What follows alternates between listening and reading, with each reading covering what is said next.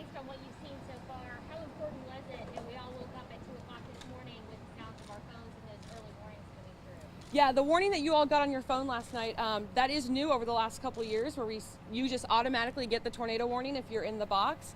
And hopefully it woke a lot of people up, and our goal is you wake up and you go and take place in your safe place, go to your safe place. Now we know here in New Orleans we have a lot of shotgun houses, so we don't have a lot of interior rooms, we don't have any basements. So what you would do is just go to interior as you can get, as low as you can get. In a bathtub is a really great place. Those are the kind of places you'd want to go if a tornado warning was issued here. When was the warning issued? Was it, had the tornado already formed? Because I know we were on the air and then the warning came out. I believe the tornado warning was issued around 2 a.m.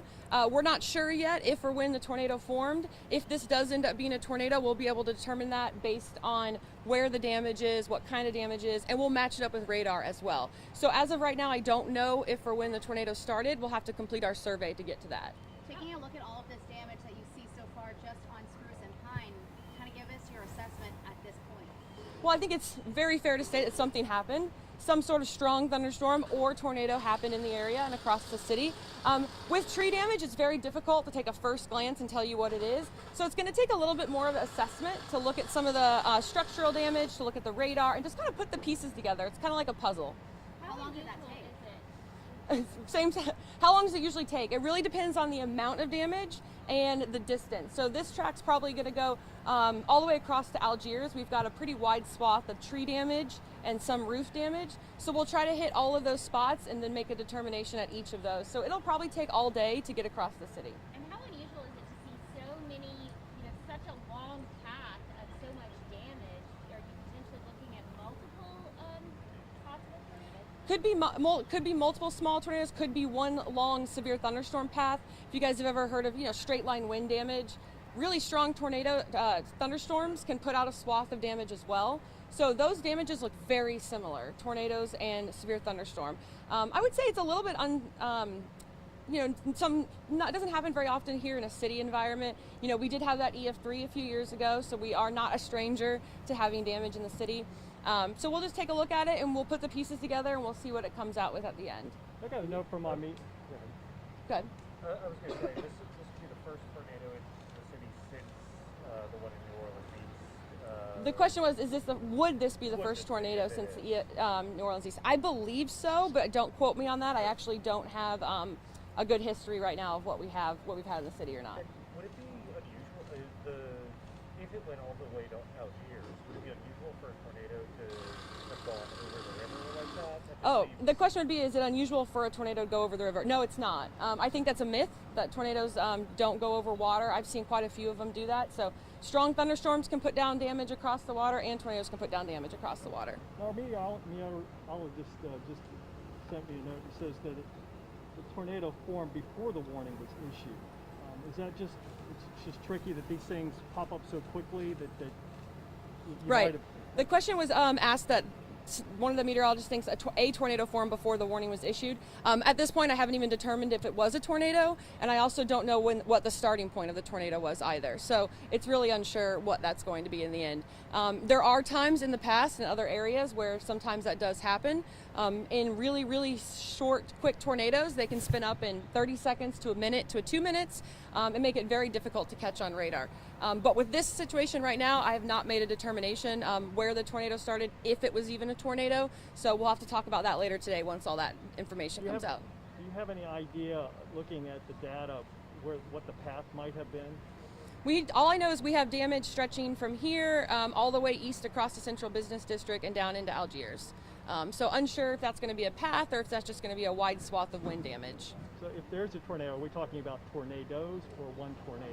Also unsure. It could have been, if we end up seeing tornado damage, it could be one that picked up and touched down, or it could just be isolated patches of storm damage, of just wind damage. So we'll also have to see that once we get across the city.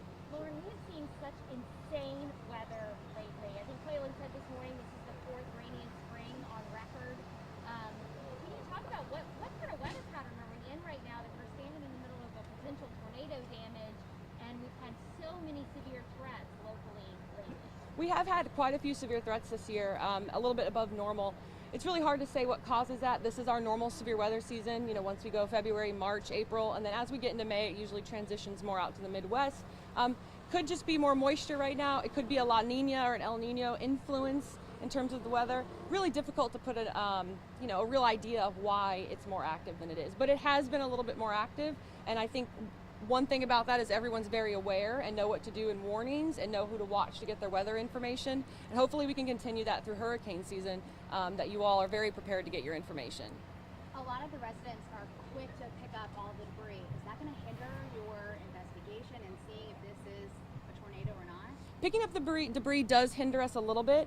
Typically we put a whole bunch of things together. So we put the radar together, we put what damage reports we get, and even when I look at some tree debris, like if you look at what's around here, you know, I can't necessarily see what tree that came from, but I can still get an idea once I put all the puzzle pieces together on whether or not it will be a tornado or straight line wind damage. I'll take two more questions. Talk a little bit more about what you actually look for on the ground to determine What we look tornado for. versus straight line. Okay, so the question was, what do we look for tornado straight line winds? A lot of it is looking at the radar data back at the office to put it together. Obviously, we look for some sort of twisting, which is what people know. But we also look for weak tornadoes will tend to go into like a convergent pattern, where they'll tend to put their damage kind of in towards each other, versus the straight line winds will kind of fan out or go straight in one direction. Obviously that's very difficult because trees can fall where their weight is, or the wind can take the branches to another direction. It's kind of a combo of all of those, and determining the wind speed and putting the pieces together. It really is like a puzzle. Do you want to do a final question? Yeah, the people that you've talked to that lived through it last night, when they described what they saw or heard, was there that telltale train sound we all hear about? I've talked to one person so far. They're all safe. I haven't talked to anybody else on what they heard, but that'll be a piece of it as well, because kind of what they hear, what they live through, can kind of give us an idea too on what kind of damage it is as well. If you hear more of a roaring a train, a lot of times that's straight line winds, and or tornado.